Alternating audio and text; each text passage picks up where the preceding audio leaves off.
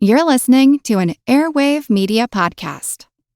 Feel like who art Ed? Try to slice it. Who art is Mr. Wood, art Ed me? Good. Either way, it's ambiguous. It works on so many levels. I know. That's off to a great start. Welcome to Who Arted, weekly art history for all ages. I'm your host, Kyle Wood, and for today's mini episode, we're going to be looking at the man considered to be the father of modern sculpture, Auguste Rodin. In 1877, Rodin exhibited his first major sculpture. It was a life-size male figure titled The Age of Bronze. When he showed it at the Paris Salon, critics immediately declared that this sculpture was too realistic, far too lifelike, and they accused him effectively of cheating. They said Rodin must have made the work by casting a live model. Now, Rodin was very upset about this accusation, and he strenuously denied it. He wrote letters and provided photographs of his work and the model, pointing out the differences between the two. While Rodin found it personally upsetting, and I can understand why accusations like that would be upsetting, ultimately, the controversy grabbed him a lot of publicity and helped catapult his career. Still, when I think of Rodin and my favorite works of his, it's not so much about how realistically he rendered the proportions, the detail of the figure. It's about how he captured the realism of the moment and the emotion. My absolute favorite work of his is the Burghers of Calais. We all know Auguste Rodin was a tremendously talented sculptor. He's probably best known for The Thinker, although his tribute to Balzac is also considered to be a great work of art, possibly one of his greatest, according to many critics and historians. Still, the Burghers of Calais was always a standout to me, and I think it's because of the story behind it. The Burghers of Calais was sculpted from 1884 to 1895. When I first looked at it, the piece seems dark.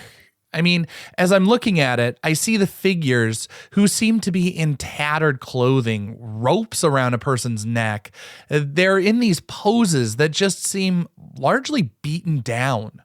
One person has his hands up by their head, almost panicked, while someone else is standing sort of tall and resolute.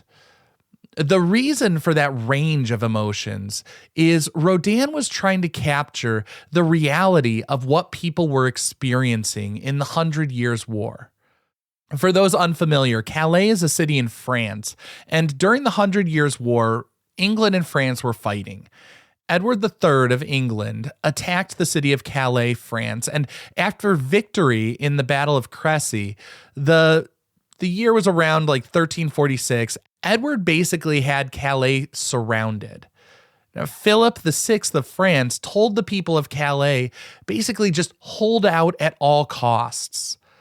Calais is on the coast, and it would have been a prime location for England to set up a landing zone for people to come from the island of England over to France. Calais would have been a good spot for them to make that entry and then advance further into the country. So Philip felt like this was a really important strategic city that France needed to hold. The problem is, Philip was not able to break the siege, and the people of Calais were starving. They were surrounded. They had no way to get food and fresh supplies and all of that. Now, Edward III offered to spare the people, but there was a catch, and a pretty big one. 6 of the town's leaders would have to offer themselves up. The burghers, spelled Burghers, was not referring to, the food that we eat today. The burghers were sort of the town's leaders. They were title holders. A burgher was a position of status within the community. So one of the town's wealthiest leaders, Eustace de Saint-Pierre, was the first to volunteer himself. This was something that everyone assumed meant certain death. I mean, just to punctuate it, Edward told the people, send them out with ropes around their necks. Not exactly subtle. Well, 5 other burghers, as I said, the medieval title, basically leaders in the community, they eventually joined in behind him. So all 6 of them come out, ropes around their necks, keys to the city, and the castle in hand. But lucky for them, this story actually has a surprisingly happy ending. The Queen of England, Queen Philippa, she convinced Edward to show mercy. You see, she was pregnant at the time, and she believed it would be a bad omen to start their family by committing horrific acts. So she tells him that he has to spare those burghers. They were willing to make the ultimate sacrifice to save their loved ones, their friends, their neighbors. And ultimately, it came out okay for them.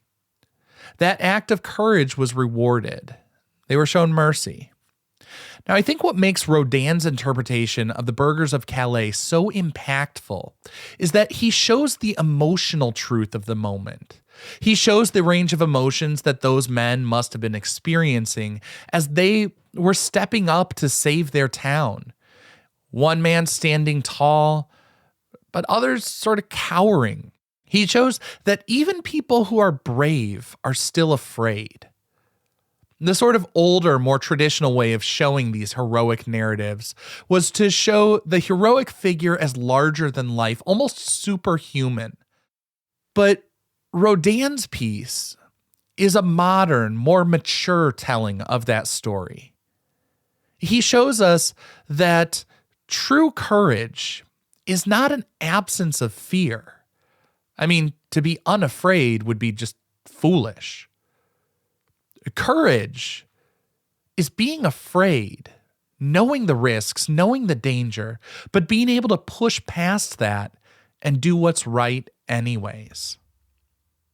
This concludes this week's episode of Who Arted, part of the Airwave Media Podcast Network. If you found this tolerable, please leave a rating or review on your favorite podcast app. You can find images of the work being discussed this week and every week on social media at Who Arted Podcast on Twitter, Instagram, and TikTok, and of course on the website whoartedpodcast.com. Podcast done.